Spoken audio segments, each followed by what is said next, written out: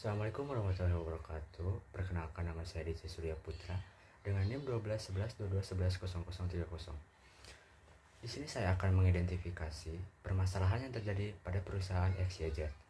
Di sini menjelaskan bahwa terdapat keluhan dari 500 karyawan perusahaan tentang kurangnya komunikasi yang efektif dalam perusahaan.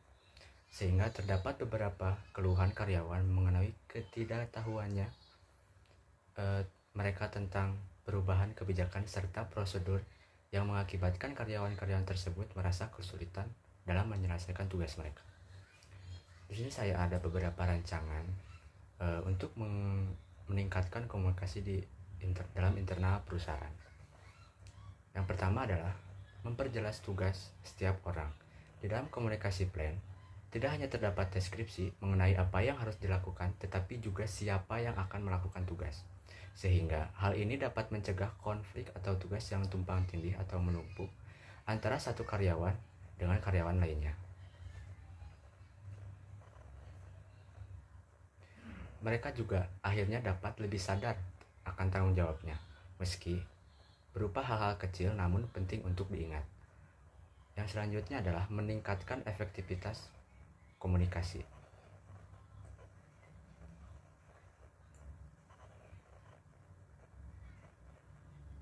Anggota tim harus langsung tahu apa yang harus mereka kerjakan dan siapa yang harus mereka hubungi ketika ada keperluan, tanpa harus bertanya dan mengganggu rekan kerja yang lainnya.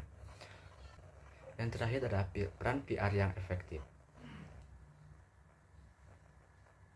Peran PR yang baik serta efektif dalam perusahaan tentunya sangat mengandalkan seorang public relation. Dalam kasus ini, peran PR adalah sebagai penyambung informasi dari atasan ke bawahan.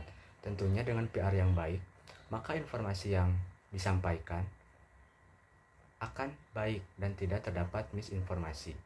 Sebaliknya, jika peran PR suatu perusahaan tidak baik dan efektif, maka akan terjadi miskomunikasi antara pemahaman karyawan dengan apa yang disampaikan oleh atasan. Permasalahan selanjutnya adalah beberapa karyawan yang merasa tidak dihargai kinerjanya dan tidak ada penjelasan atau pengakuan terhadap karyawan. Di sini saya akan membacakan serta menjelaskan rekomendasi yang sudah saya catat. Yang pertama adalah menunjukkan apresiasi kepada karyawan dengan mengakui kinerja yang sangat baik. Sebaiknya dilakukan melalui ungkapan pernyataan sederhana. Misalnya, atasan bisa mengirimi catatan pribadi atau mampir ke meja karyawan untuk menyampaikan penghargaan. Pendekatan lain adalah dengan menggabungkan pengakuan dan penghargaan berupa pernyataan umum terima kasih di depan rekan kerja atau tim kerja karyawan. Selanjutnya, memberikan reward kepada karyawan yang memiliki kinerja yang baik. Tidak hanya itu, reward juga bisa memacu semangat kerja karyawan. Salah satu contoh reward di sini adalah reward berupa hadiah. Hadiah yang diberikan bisa berupa barang atau uang. Hadiah ini bisa diberikan di waktu-waktu tertentu, misalnya setelah mencapai target pada akhir tahun atau tanggal-tanggal penting seperti perayaan keagamaan, misalnya Natal dan Tahun Baru.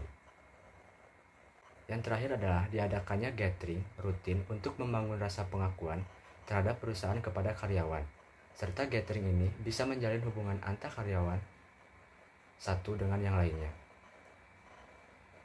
Sekian penjelasan rancangan serta rekomendasi dari saya. Mohon maaf bila ada kesalahan. Assalamualaikum warahmatullahi wabarakatuh.